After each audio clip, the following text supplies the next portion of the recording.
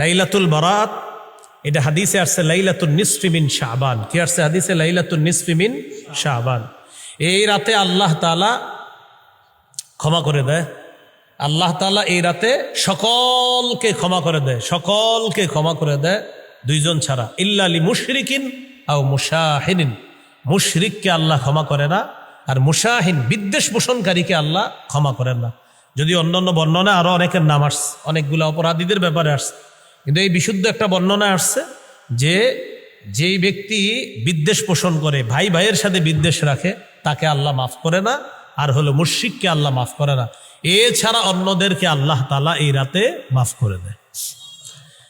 তো এই রাতটা আপনার কাউরে ডাইকা ডাইকা আপনি আনতে হবে, ভাই চল, এরকম না। বাস আপনি এই রাতে আবাদত, পার্সোনাল আবাদত করেন, এটাই বেশি গুরুত্বপূর্ণ। এরপরেও যদি ডাকা ডাকি ছাড়া যদি কোথাও কেউ একত্রিত হয়ে যান, সেটা ভিন্ন কথা, দোষণীয় না, কিন্তু ডাকা ডাকি করা যাবে না। এই রাতটা ফজিলতপূর্ণ রাত, আপনি ঘরে বসে বসে আবাদত করেন, সমস্যা নেই। আপনি মসজিদে আসেনও, যদি আপনি কাউরে ডাকা প্রয়োজন নয়, আপনি আসেন, আইসা আপনি আবাদত করেন। আর কেউ যদি আপনারে দেখা দেখি আসে, এটা কোনো দোষণীয় না, অপরাধ হবে না।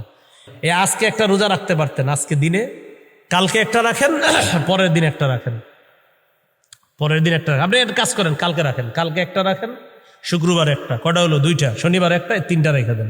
কারণ প্রত্যেক মাসে অভ্যাসগত কয়টা রোজা করাইছে রবি?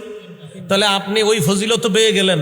আবার এই লাইলাতুল বারাআতের পরের দিন যে সিয়াম পালন করা, এই সিয়াম, পরের দিন সিয়াম পালন করার যে বিষয়টা, শুধু লাইলাতুল বারাআতকে কেন্দ্র করে সিয়াম পালনের একটা বর্ণনা আছে ইয়াতে, ইবনে মাজায়। তো এই বর্ণনাটা দুর্বল, বলেন বর্ণনাটা কি? দুর্বল। এখন আপনি যেহেতু এইটা দুর্বল বর্ণনা, তো এখন বিশুদ্ধ বর্ণনা কি? বিশুদ্ধ বর্ণনা হলো প্রতি মাসে 3টা রোজা রাখার কথা আছে। তো সেক্ষেত্রে আপনি আগামীকাল একটা রাখেন, শুক্রবারে একটা, আর লাইলাতুল বারাআতের পরের দিন হয়ে গেল আরেকটা। তো 3টা রাখলেন, ফজিলত পেয়ে গেলেন, আর আপনি এই কথাগুলোর উপরে আমল করার সওয়াব পেয়ে যাবেন ইনশাআল্লাহ। তাহলে কি শিখলাম?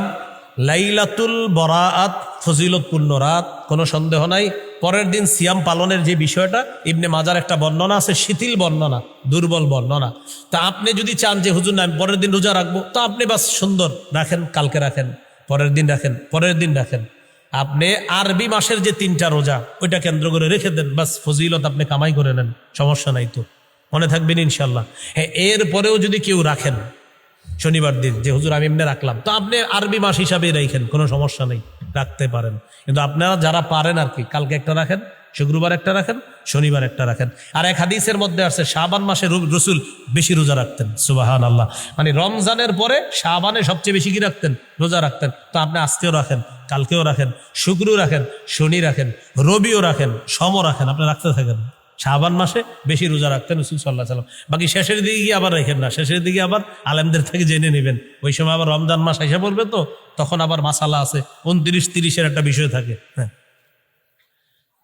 তাহলে আমরা যারা শাবানের রোজা রাখতে চাই, যে শাবান মাসে একটা হলো শাবানের রোজা রাখার অনেক ফজিলত আছে, সেই হিসেবে আপনি রোজা রাখেন, কয়েকটা রাখেন, 5, 7, 8টা 10টা রোজা রাখতে পারেন।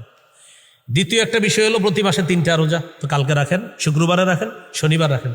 তৃতীয় বিষয়, কেউ ঝগড়া করবো না আমরা, লাইলাতুল বারাআতকে কেন্দ্র করে কোনো ঝগড়ার মধ্যে যাব না। লাইলাতুল বারাআত পার্সোনাল ইবাদত করবেন, নফল ইবাদত করবেন। মন চাইলে যদি মসজিদে যান, আপনি গিয়ে ইবাদত করেন, কোনো সমস্যা নেই। মসজিদে গিয়েও যদি ইবাদত করেন, সমস্যা নেই। কি কম করা, কি কম বলা, বলেন, কথা কম বইলা ইবাদত করেন। ইবাদতের রাতে ইবাদত করা উচিত। এই রমজান মাসগুলাও আমরা ইবাদত বেশি বেশি করার চেষ্টা করি। রমজান মাসটা খালি ইবাদত করব বেশি বেশি, বলেন ইনশাআল্লাহ। আর যদি বলতেই হয় বলেন, যদি বলতেই হয় বলেন, মুখে যদি কিছু আনতেই হয় বলেন, লা ইলাহা ইল্লাল্লাহ, এটা আনবো, বলেন সুবহানাল্লাহ, আলহামদুলিল্লাহ, আল্লাহু আকবার। বলেন, কথা বলতে মন চাইলে সুবহানাল্লাহ পড়বো, আলহামদুলিল্লাহ পড়বো। যেহেতু আপনার মুখ কিলবিল করতেছে, তো পড়েন না এটা, হ্যাঁ, সুবহানাল্লাহ পড়েন। রমজানে আপনার খালি মন চাইতেছে কথা বলতে, সুবহানাল্লাহ পড়েন। হুজুর না, এখন মন চাইতেছে আরো কিছু করতে, কোরআন খুলে পড়া শুরু করেন, সমস্যা নেই। কথা বেশি বললেন না, রমজান মাসে শুধু ইবাদত করবেন বেশি। হ্যাঁ, বলেন ইনশাআল্লাহ।